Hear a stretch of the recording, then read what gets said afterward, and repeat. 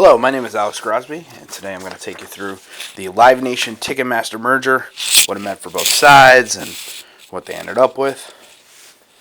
So let's start with the companies involved. I'd like to take a first look at Live Nation and where they were in 2008 prior to the merger. Even back then, Live Nation was still the world's largest live event promoter. They promoted more events than any other company worldwide. Live Nation still owns over 100 venues in the U.S. alone. A lot of these was acquired when they bought the House of Blues chain. Live Nation became its own company in 2005 when it was spun off from media conglomerate Clear Channel. Clear Channel decided to focus on advertising and radio. And then it also grew operations in 2006 when it acquired a huge merchandising arm called Music Today. Looking at the other side of the equation, Ticketmaster. Ticketmaster is one of the world's largest ticketing companies. I believe there's a couple other companies that challenge them for this, but for the most part, they're the heavyweight. It was founded in 1971 to compete with another company called Ticketron. Some students at Arizona State University said, there's got to be a better way to do tickets. So they researched and figured it out. They founded Ticketmaster. And it became so successful that 20 years later, in 1991, they even got to buy out Ticketron. They got to buy out the competition they were working with at that point. And another big move was in 2008, they acquired Frontline Management. Frontline Management manages over 200 artists. And that was a big deal, kind of adding some different aspects to the ticketing company. Some of those major Frontline artists include the Eagles, Jimmy Buffett, long time, big touring entourage, Christina Aguilera, and rock legend Neil Diamond. And then while this is just a sampling, you can see for a lot of these artists, touring is a big deal. Those live for these, especially Neil, Jimmy Buffett, the Eagles, live performance is going to be way more important than record sales. So let's take a look at the positions of these companies and why they were thinking about getting together. Starting again with Live Nation. It's really simple. Live Nation needs to sell tickets for venues and events. Without those sales, they can't really generate that revenue back. They tried to create their own in-house ticketing. It was called Live Nation Ticketing, and it had not been successful as they had hoped. And they even tried to get a deal with Blockbuster Video, but of course Blockbuster Video in 2009 was in that transition, kind of waning away, dwindling. It didn't really work out. Going over to the flip side, Ticketmaster had just really got artists that needed promotion and merchandising and venues to perform in. They didn't really have an outlet for this. It wasn't something the business was automatically set up for.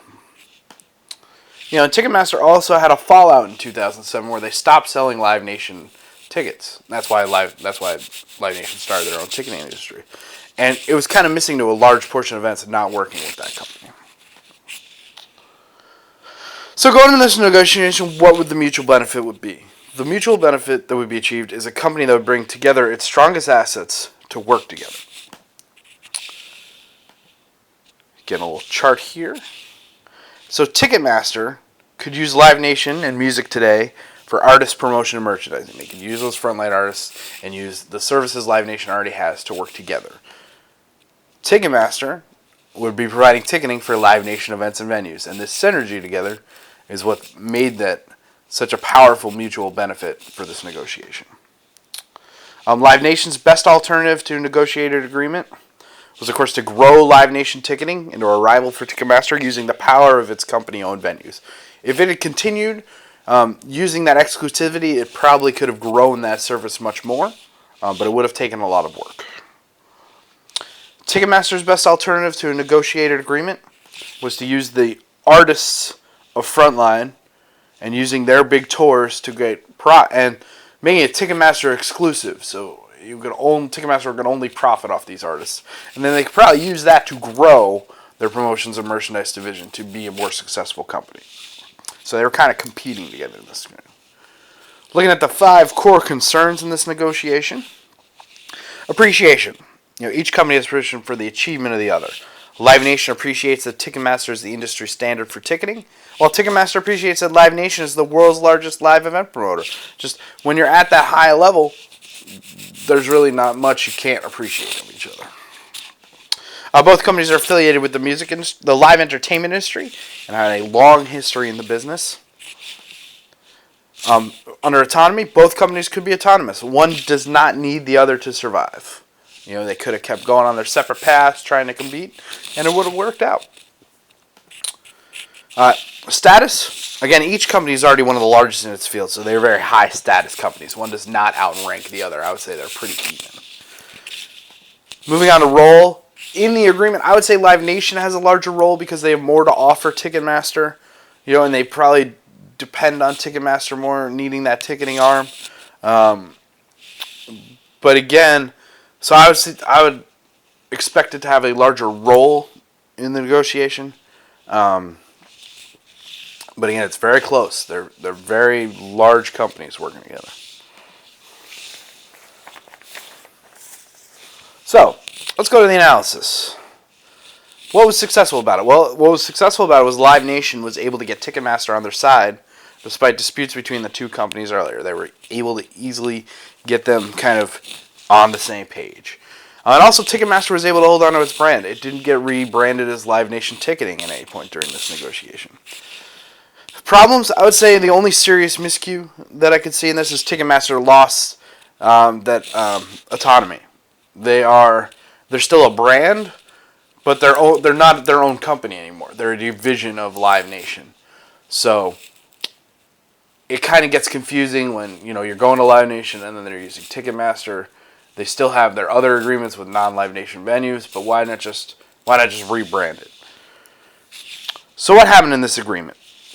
Well, what it came down to was Live Nation ended up buying out all of Ticketmaster's stock in order to take over that company and merge it together. The final interest in the company became 50% Ticketmaster, which is kind of interesting. They gave it that little bit of edge. That was probably a little bit of what was needed to get the job done.